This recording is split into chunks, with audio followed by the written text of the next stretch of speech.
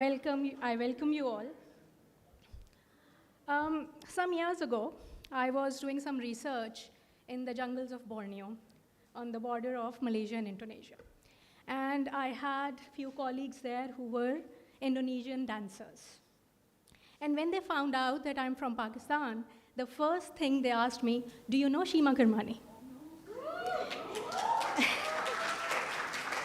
So one of the dancer had performed in New York in 1982, I think, with her. And for them, Pakistan and Shima Karmani were synonymous. And it was a moment of pride for me to say and to tell them, yes, I've seen her perform. Yes, I know her. This is what and who she is to us. Her art is the reflection of who we are as a nation, as a country. This is what art does. It becomes voice of nations. It becomes identity of nations. It's amazing, but we have to understand it is not something that is easy. From the idea, the khayal, that point, from there to deliver the art for people to see, it's a very rigorous, frustrating, difficult journey that every artist goes through. But the result, it's beautiful. And the realization, the pain that you are going through, the realization, that is the beauty of all of it. That's the important thing.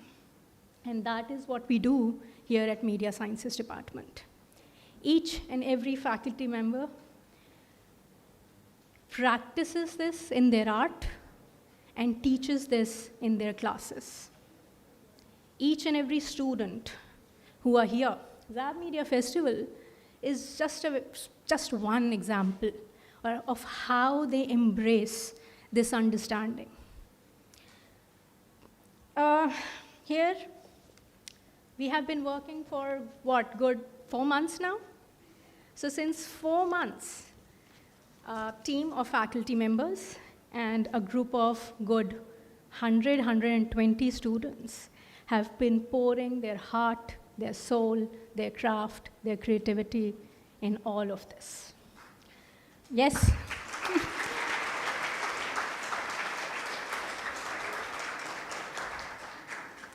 I'm here to welcome you to this amazing 3-day festival with amazing performances, panel discussions on burning topics. But more so, I'm here to appreciate the kind of commitment and work of these students, the kind of work they have put in, faculty members who have guided them through this. It has been amazing. All of you should be proud of what you have achieved today.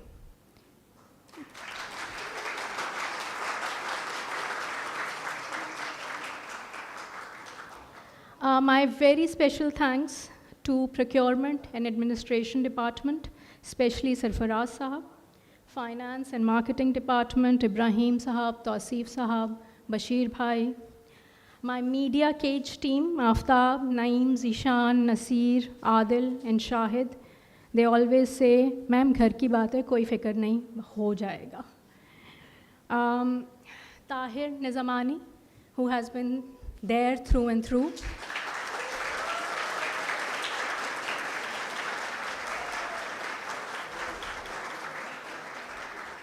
Sameer Sajju, who has been,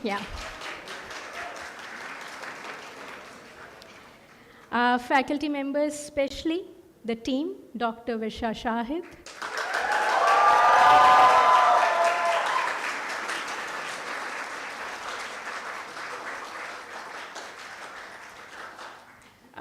not just handling her own teams, but helping other teams as well, especially marketing. Maria Marsalan,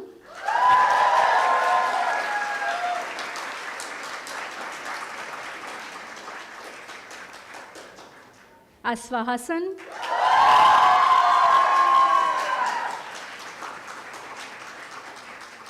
Shahjahan Salim,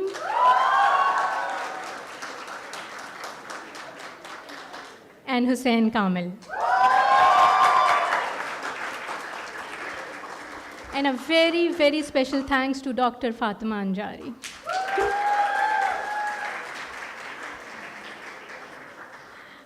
My students have worked really, really hard. My team has worked really hard.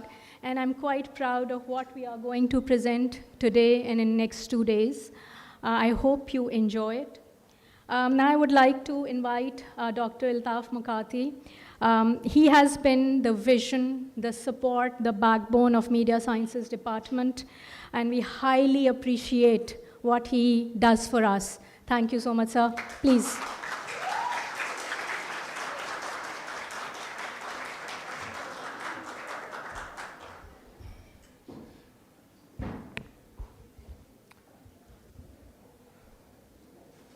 Good evening, ladies and gentlemen, the students and the staff of ZABIST.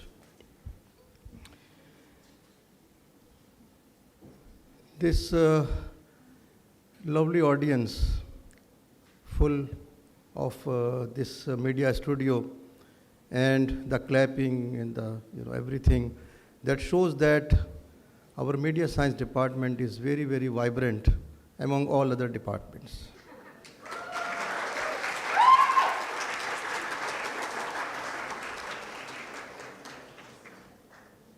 Few days ago, when Mavish came to my office to invite for this occasion, so I asked the time. She said 11th, sometime in 5:45. So I looked at my schedule, and that was set for some online meeting with my Dubai campus. So I said, perhaps I will not be able to make it. But when Mavish asked, sir, why not? You have to be here. So I asked, who is coming as a chief guest? She responded, Seema Kirmani. I said, okay, forget about my meeting, I will definitely attend. So, welcome to the ZAB Media Festival 2023. This annual event is celebration of media professionals, creators across the industry, enthusiasts. We are thrilled to be here today to give a platform to all those who share a passion of journalism, filmmaking, advertising, and design. This year's festival is termed or themed as Color of Society, which is all about promoting diversity, inclusion, and representation in the media industry. We believe that the media has a crucial role to play in shaping the society, and that we must strive to ensure that everyone is represented in the stories we tell. We have brought together a diverse group of media professionals and experts from various fields, and you will witness this in this 3 days event, to share their insights and experiences. You will have the opportunity to attend enlightening panel discussions, informative master classes, engaging film screenings, and engaging community building activities. We would like to extend our special thanks to the faculty members of the Media Science Department, especially Ms. Mavish Zara Zaidi, Aswa Hassan, Shahjahan Salim, Virsa Shahid, Mariam Arsalan, Hussein Kamil, Dr. Fatima Anjari, and all the students who have worked tirelessly to organize the ZAB Media Festival 2023. We are honored to have Pakistan's leading performance artist and founder of Tehreek-e-Niswa, Seema Kirmani Sahiba,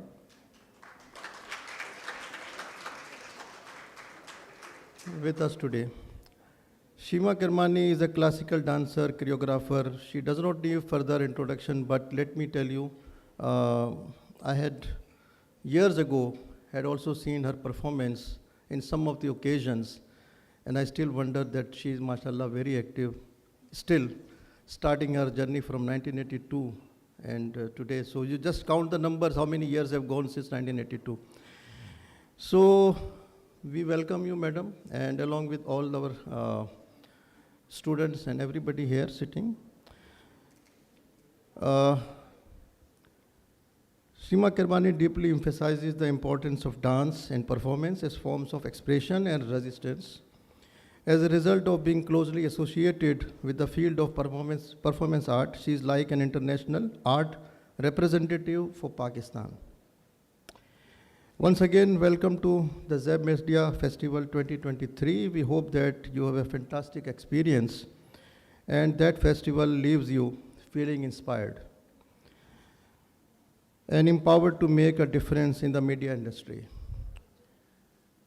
We will appreciate that you show your enthusiasm in the similar manner as you have shown this evening for the rest of the 3 days. Thank you very much.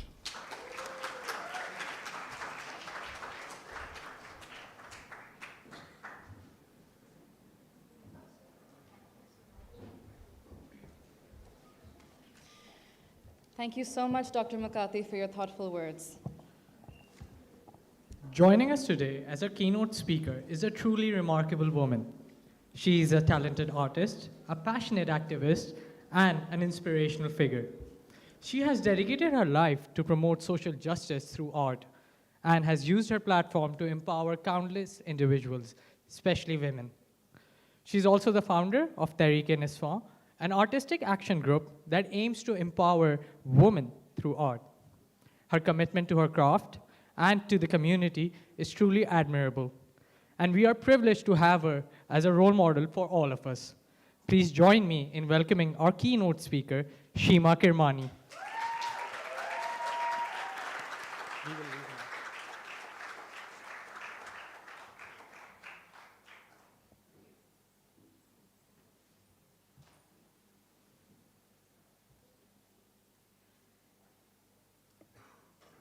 Thank you all very much. And before I start, I'd like to thank Ms. Nevish and Dr. For giving me this honor and this pleasure to be addressing all of you, and for the wonderful words that both of you said about me, and for bringing to your minds that I have been practicing the art form of dance and theater for almost 50 years now.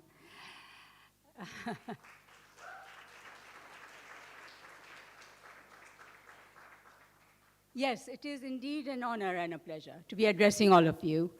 And I'm so happy that in this institute, we have such a department and we have such inspiring teachers, some of whom I personally have known over a period of time, and who obviously give all of you great knowledge and share their experiences with you all.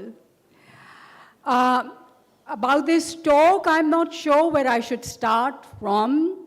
Mr. Hussain told me 3-4 minute ka talk, 3-4 minute ka dance, but now I see it's almost an hour that I have on the cards. So I was asking some of the students here, what is it that will interest you? Of course, I see the theme, colors of society. And first of all, I will share a few thoughts about that. I have always felt that the beauty lies in the variety of colors, in variety of thought, in variety of languages, variety of cultures, whatever comes as part of human society. Where there is variety, where there is diversity, that is the beauty of that society. And I will remind you all that when Pakistan started, in the very early periods, the founder, Mr. Muhammad Ali Jinnah, did say that this country, in this country, you will be free to worship in any house of worship that you want. You will be free to practice any religion you want. And if we look at the history of the city that we are sitting in, Karachi, it was a vibrant city full of different, varied cultures, varied languages, varied religions. A variety of people lived in this land. There were Hindus, there were Parsis, there were Christians, there were ethnically, there were Goanese, there were Bengalis, there even were Jews in the beginning. We had a beautiful bouquet of flowers in this society.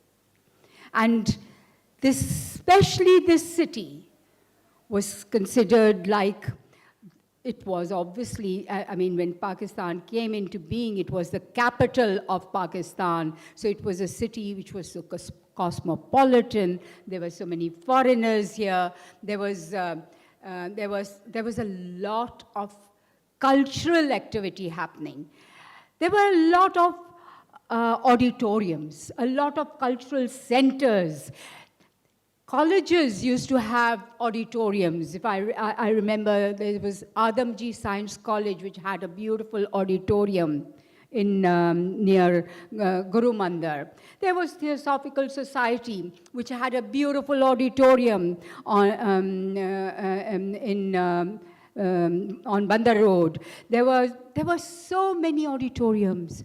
People used to have. There were circuses, there were melas. It was a really, truly a culturally vibrant society where everybody could practice their religion, practice their culture, speak their language, dress differently. If you went to Sadr, you would have the Goanese girls wearing short skirts, and there was jazz music and Goanese food, and there were a lot of Chinese, so there were a lot of Chinese food. This was the beauty of this city. But sadly, over the years, we have lost it all. We declared Ahmadis non-Muslims. Where do they go? We fight with the Christian community. We fight with the Hindu community. We pick up their girls and we say, and we lure them and trap them, and then we say, oh, they became Muslims. What are we doing to ourselves? What is happening in this country? I would really like you young people to think about it, because if we start with the premise that pluralism and diversity is beautiful and to be celebrated, then why are we making ourselves get into a smaller and smaller box and finally ending up by saying, oh, I don't like the way you dress, so I will kill you. I don't like the way you look, so I will kill you. I don't like the way you say your prayers, so I will kill you. This is what is happening. And this is, I think, such a tragedy for our country. Why are arts and culture important for us or for any civilized society? Arts create harmony between people, bring a level of togetherness between people, bind people together, break boundaries. Art crosses barriers of language, of religion.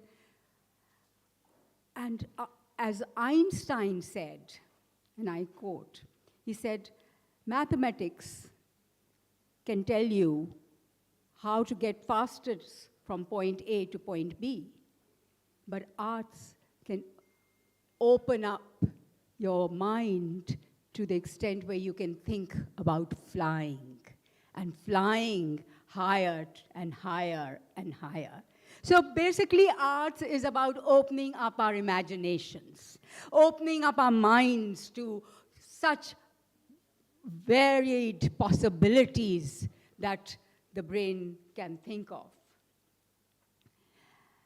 For me, arts has been a very important thing. I also feel that here I would like to add that I think the study of humankind is very important, and therefore the social sciences are very important. Sociology is important, anthropology is important, and the study of history, which we don't really get to study, because history is not about remembering the dates of the rulers' reigns and things like that.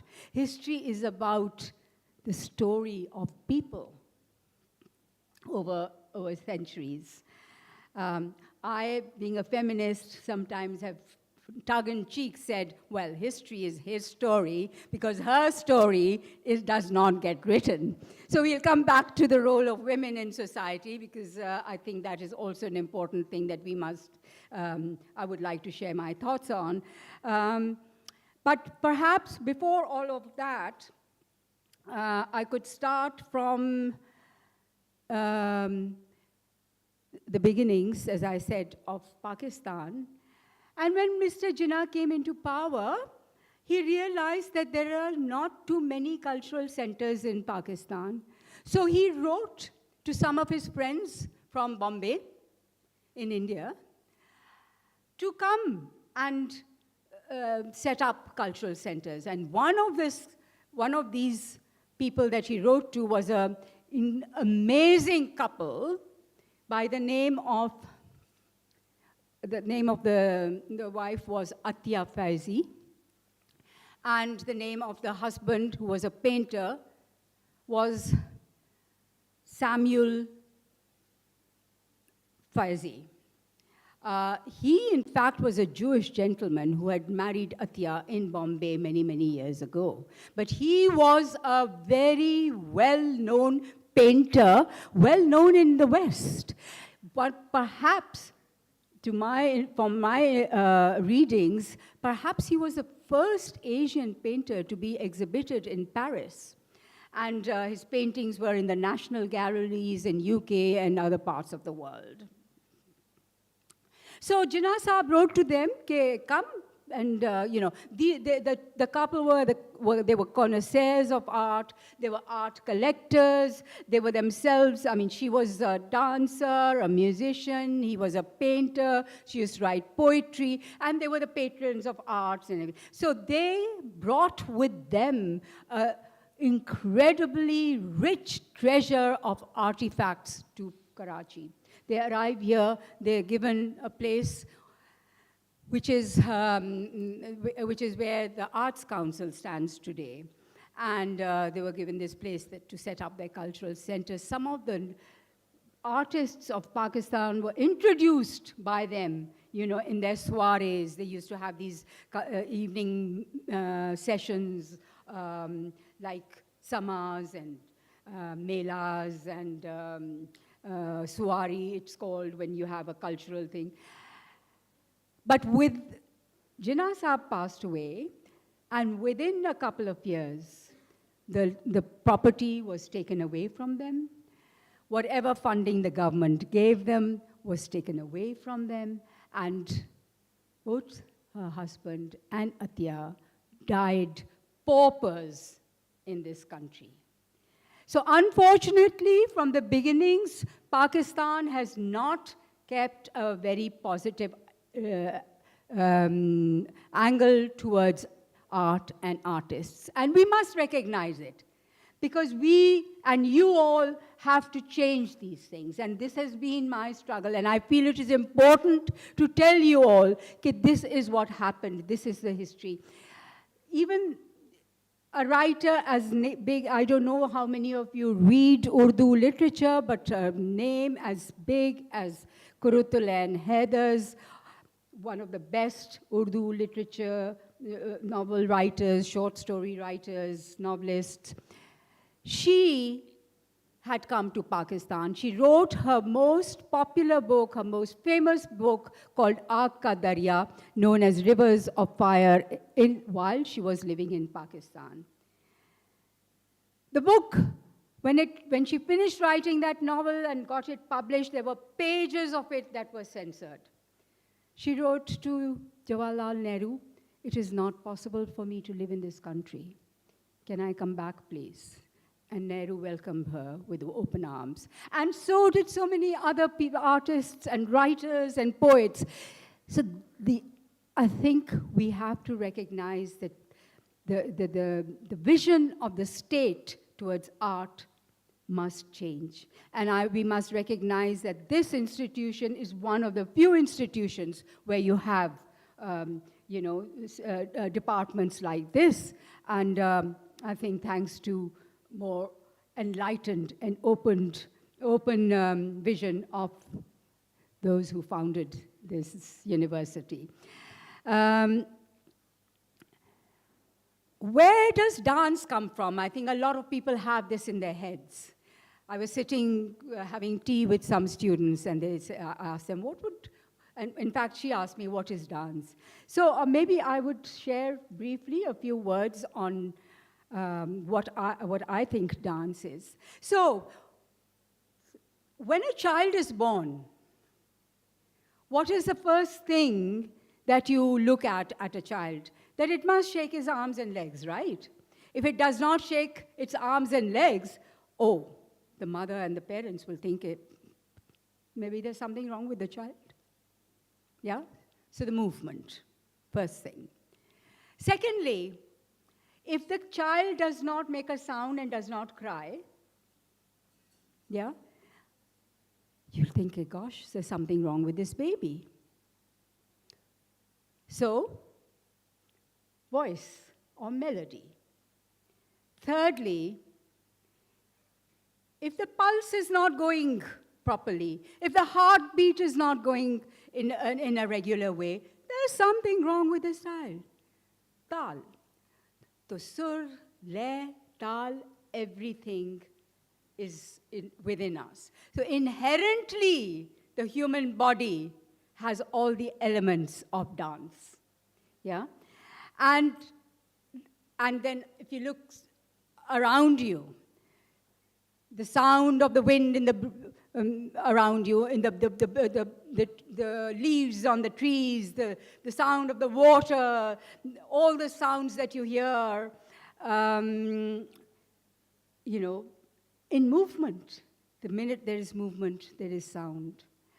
So I think dance is something that is inherently in all of us and in nature.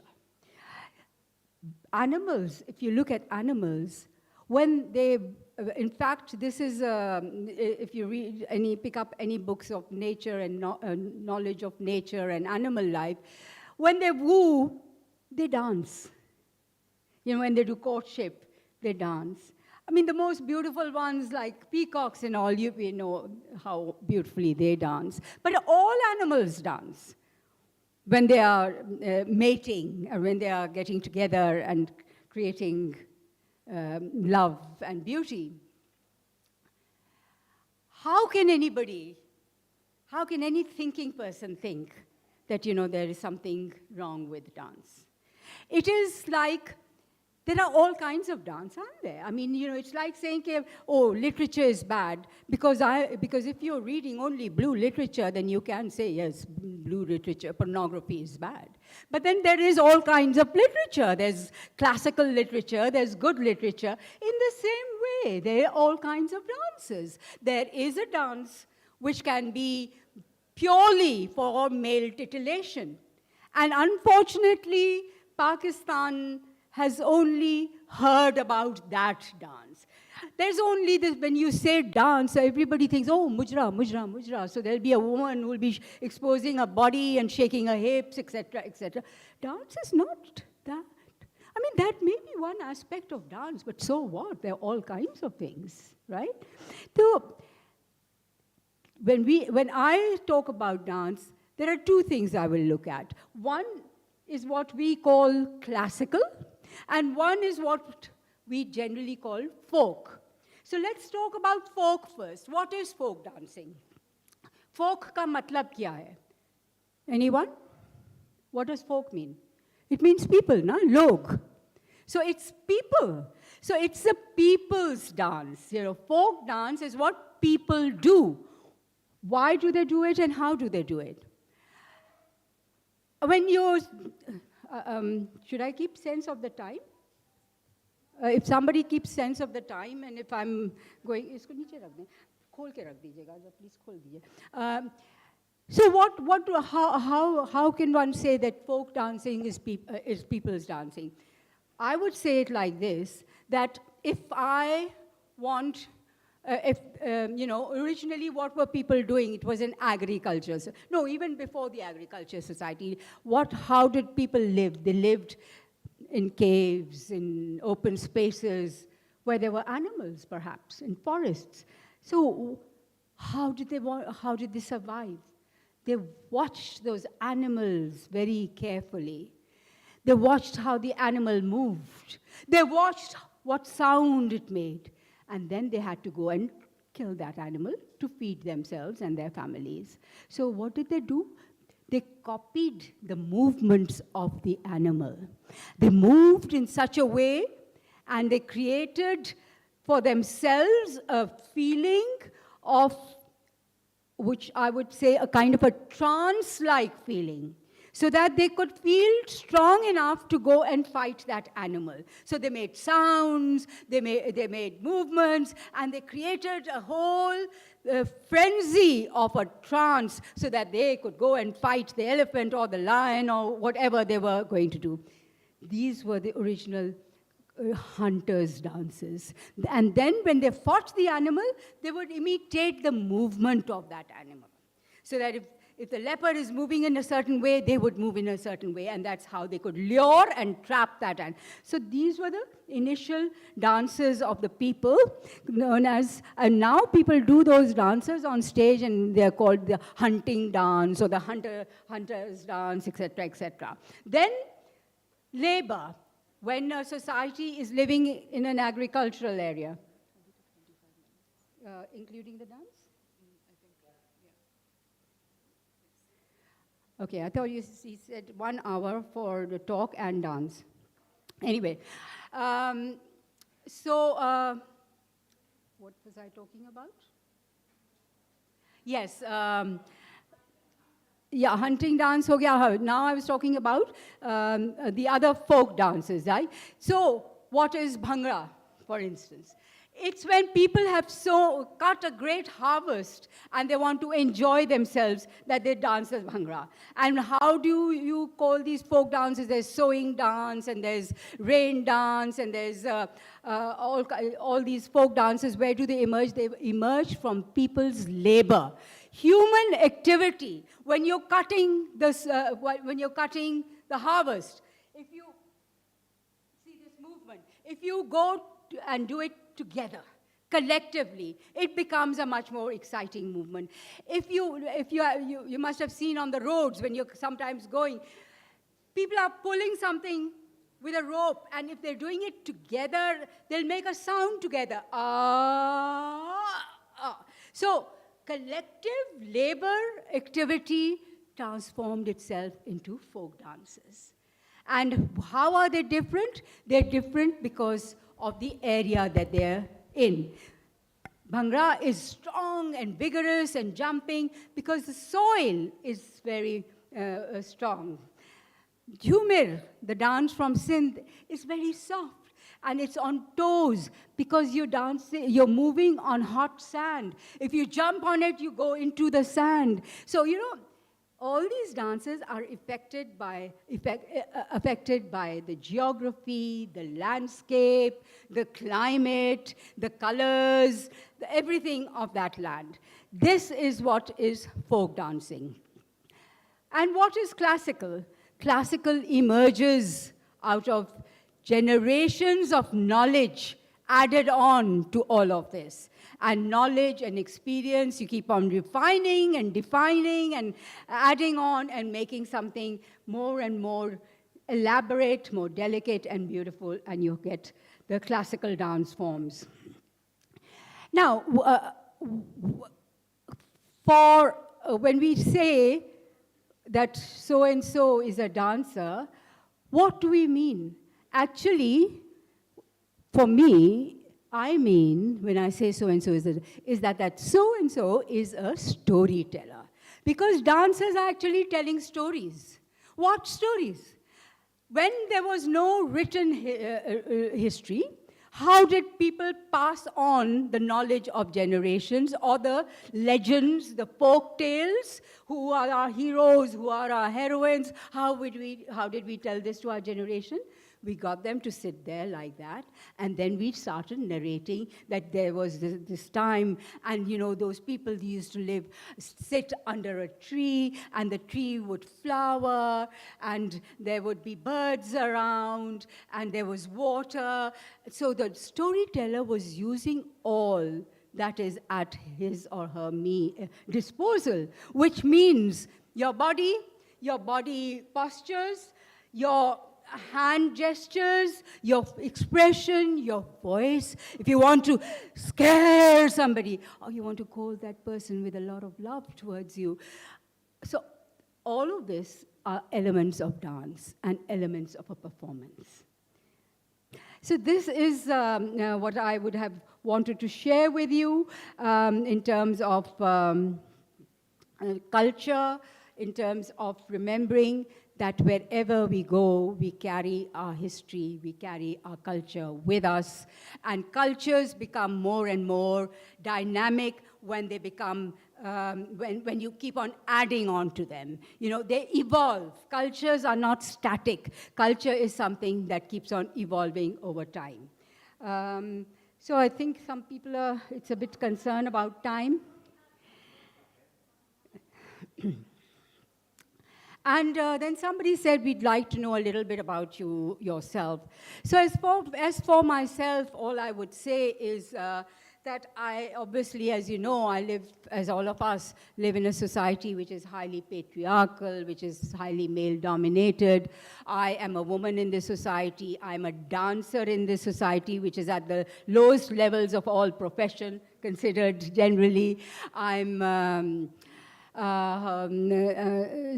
So I remain, in a sense, on the periphery of society, and I'm honored that you people have given me this occasion to talk to you all, because I really feel that I am not a person who is what people consider star quality or, in that category. And the state has never recognized me. I've never been given any awards in this country, though my work has been to bring art to the youth, to young people. So a lot of my work is to do with creating small performances, which include all of these things, and taking those performances to low-income areas. So every year we do at least 100 performances in different low-income areas of Karachi and outside. And these performances are based mostly on rights messages about why the early marriage, that girls should not be allowed. In fact, now in Sindh there's a law that under 18, neither girls nor boys can marry if they are not 18. It is considered illegal. But of course, it's not practiced. So these small plays are on are to create awareness on issues like this, to create awareness on women's health issues. In Pakistan, every 3 minutes a woman dies due to lack of good obstetric care.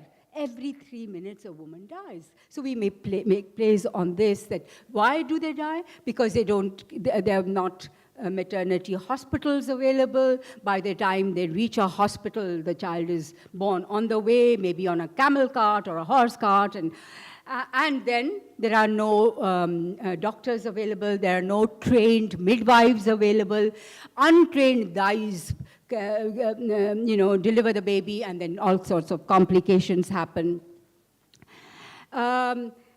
Yes, and so this brings me to the status of women in society. I think we need to mention that as well. I'm also one of the founders of, some people might find it very difficult to stomach, but I'm also one of the founders of Aurat March. And the reason why we feel Aurat March is important is because we believe that every human being has equal rights. We believe that every woman has the same human rights as every man in the society. And we believe that our bodies are our own, and nobody has the right to touch our body without our consent. So the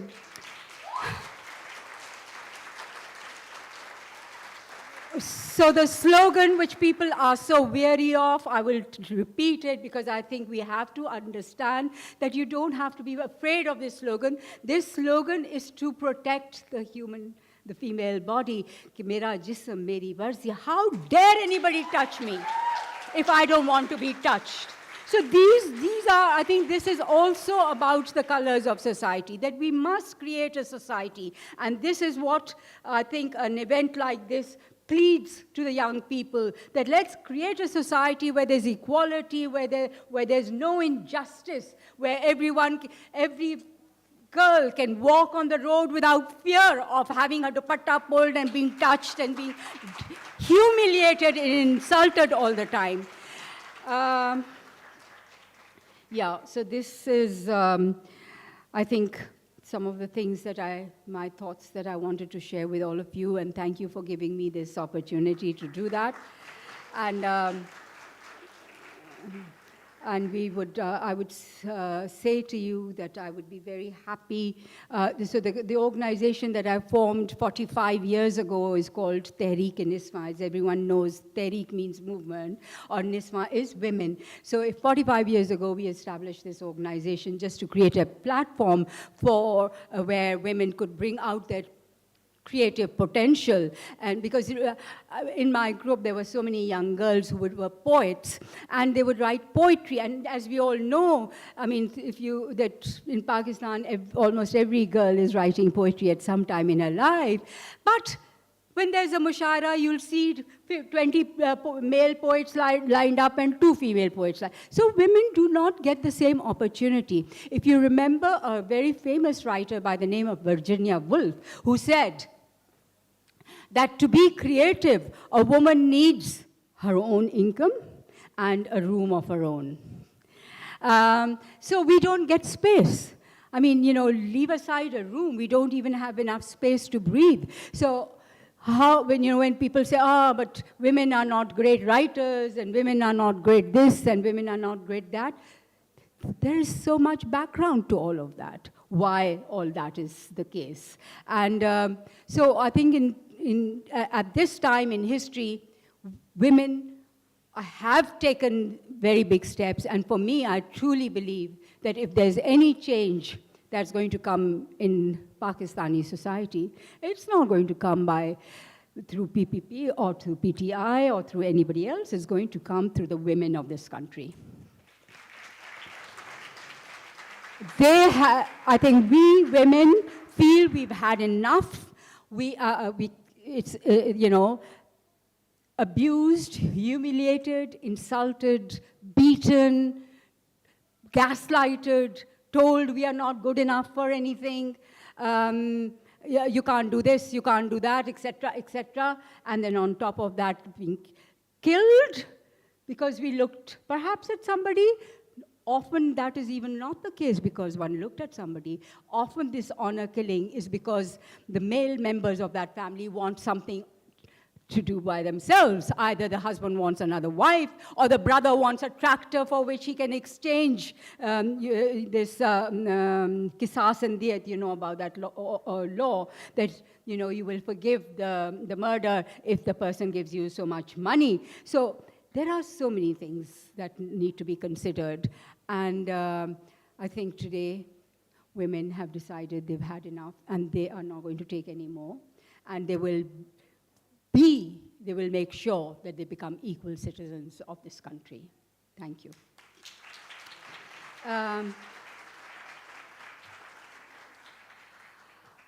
Hussein said that all of you would like to see a small little performance. So,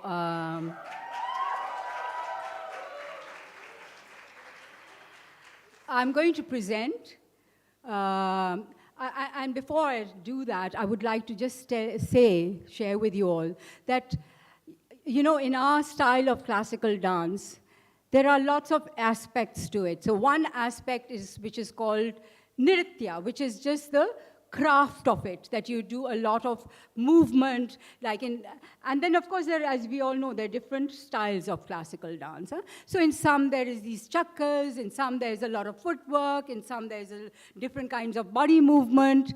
So there's one aspect to nritya. The other aspect is natya. Natya is the dramatic aspect, the storytelling aspect, where you tell stories. So you have somebody becoming different characters and all of that. The third aspect, nitya, and that is pure expression. And that expression comes from various things. It comes from your facial expression.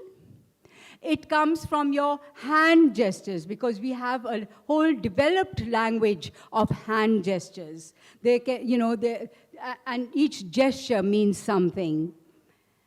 And body movement. So nritya is pure expressional dance. And it's also something which has to do with evoking a certain mood. So this poem that I will be presenting is a poem written by, as we all know, our great Urdu poet, Faiz Ahmad Faiz. And it's a poem entitled Yaad, remembrance. And it talks about a poet. I am sure you will all understand the poem, but just to give the way, because you see, when a dancer choreographs it, the dancer has to understand the mood of the poem, because what I am going to try and do, or what the performer tries to do, is to evoke a feeling of a certain emotion has to be evoked within the performer so that the audience can partake in that mood and get involved into feeling what the performer is trying to say. So it's the power of remembrance. So the poet is lonely in this desert of loneliness, and it is a power of remembrance, the memory of the sound of the beloved, the memory of the lips of the beloved, that bring joy to the poet. And to such an extent that the poet feels, oh, even though this is the time of separation, it is perhaps also a time of union. I mean, that power of memory brings that feeling. So you'll all relate to the poem once you hear it. I also would like to share with you all that this poem has been recorded privately. It's not a public recording, and especially for dance, so that I've created bits of musical interludes in it. And I'm going to present it in a style which is called the Odissi style, which I think belongs so much to our heritage and culture, because if you see the dancing statue of the girl from Mohenjo-daro, those postures come into this style. So, yeah, we can go for it. Thank you.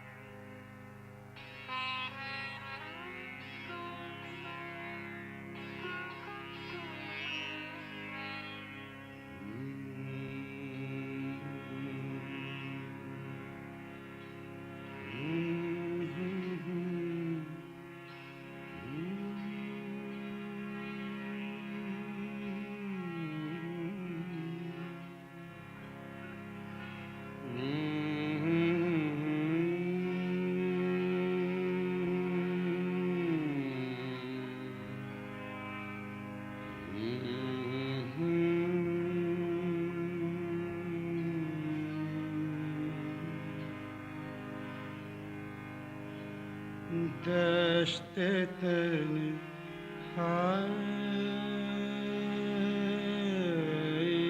में ए जाने जहां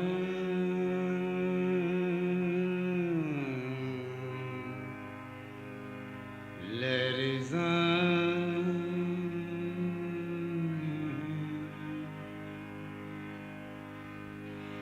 दश्त तन्हाई में ए जाने जहां लर्ज़ां है दश्त तन्हाई में ए जाने जहां लर्ज़ां तेरी आवाज़ के साए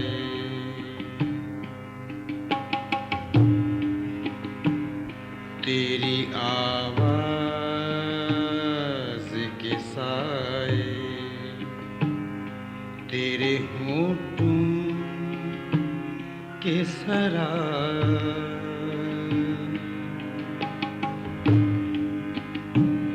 तेरे होठों के सरा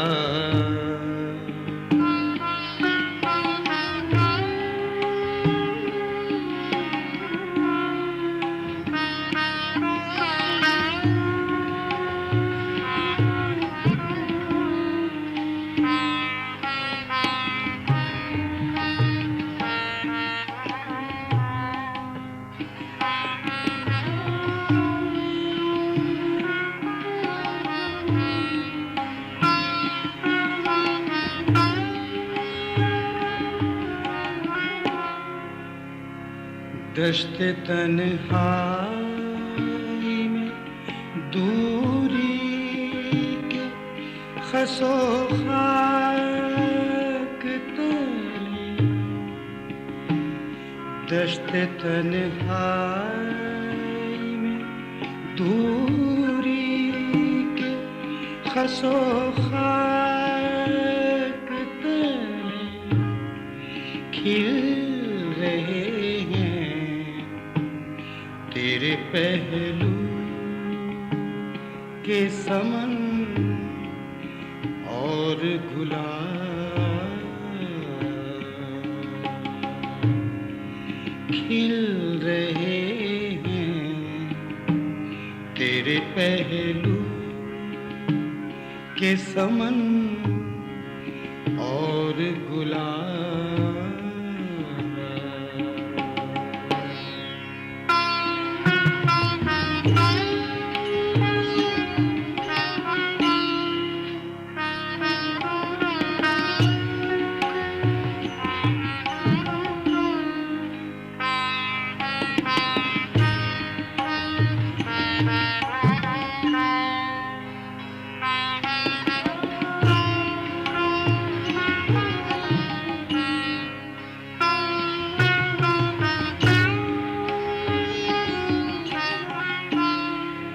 उठ रही है कहीं गुर्बत से तेरी सांस की आँच अपनी खुशबू में सुलगती हुई मध्यम मध्यम दूर फक पार चमकती हुई कतरा कतरा गिर रही है तेरी दिलदार नजर की शबनम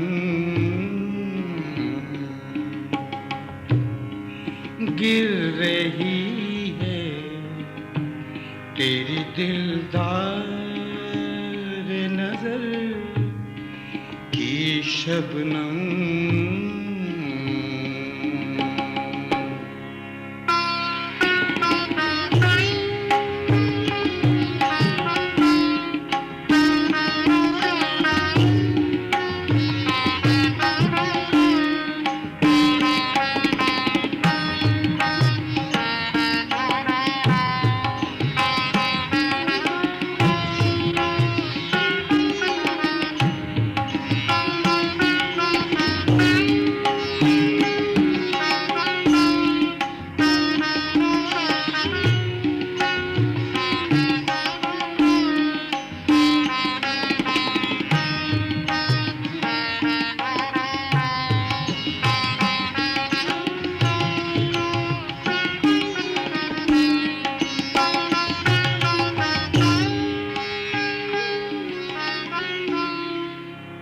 किस कदर प्यार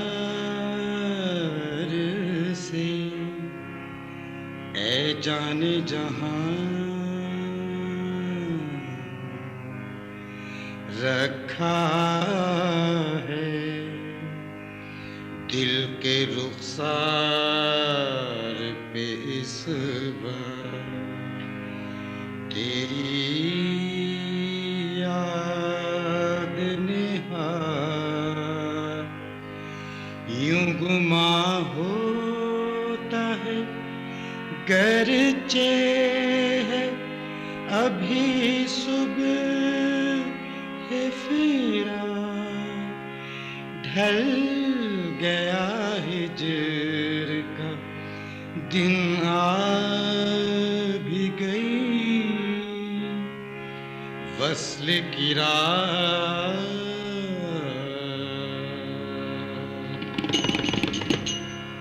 ढल गया हिजर का दिन आ भी गई वस्ल की रात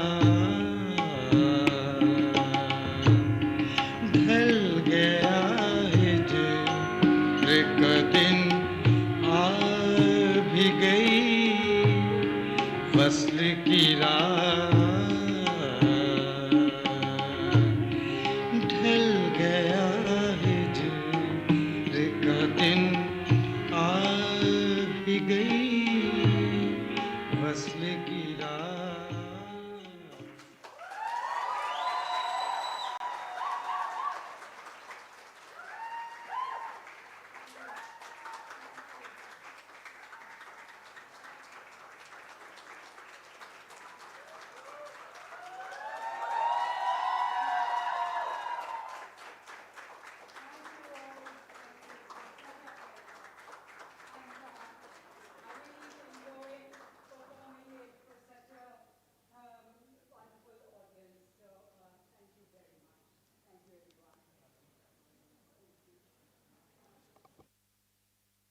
What a beautiful performance. Ladies and gentlemen, a round of applause for Shima Kirmani. I would like Ms. Shima to remain on stage to receive a token of appreciation from Vice President Academics, Dr. Altaf Mukati. Sir, please come on the stage.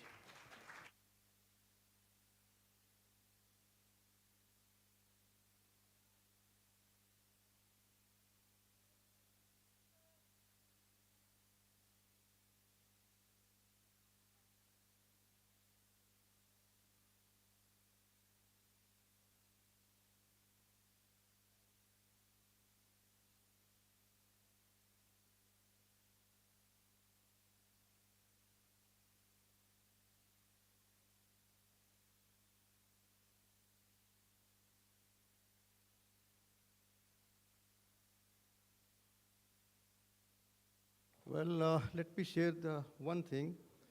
We speak many, many languages through our mouth and tongue, but dance is the language of the body. And I am sure Madam Kirmani is one of the best dancers. Thank you, sir. I'd also like to share with you that I'm actually 72 years old.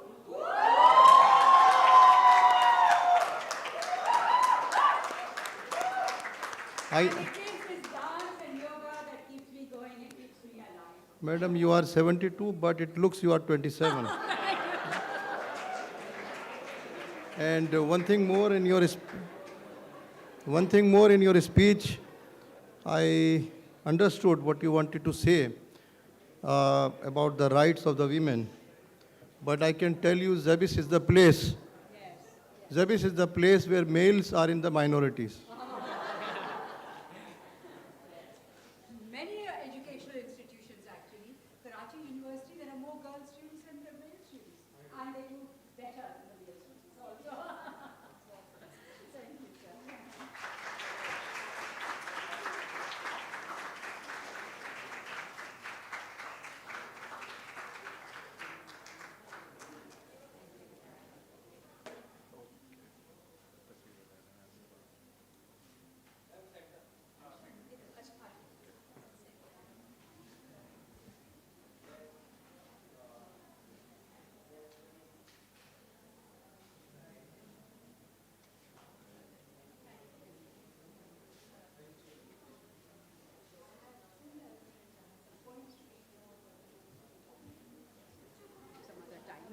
Yes, yes, yes.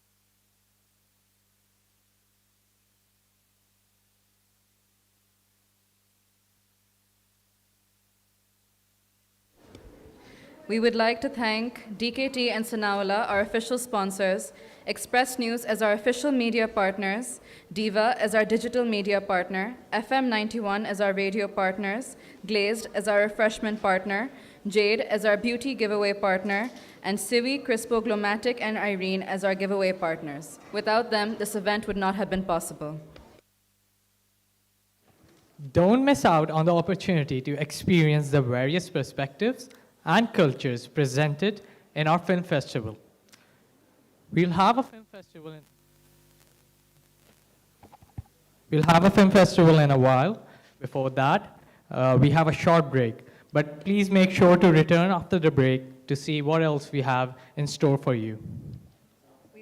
We would like to request our guests to make their way to the refreshment area where our welcoming team will guide you. We would also like to request the audience to remain seated as our guests make their exit. Audience, please remain seated.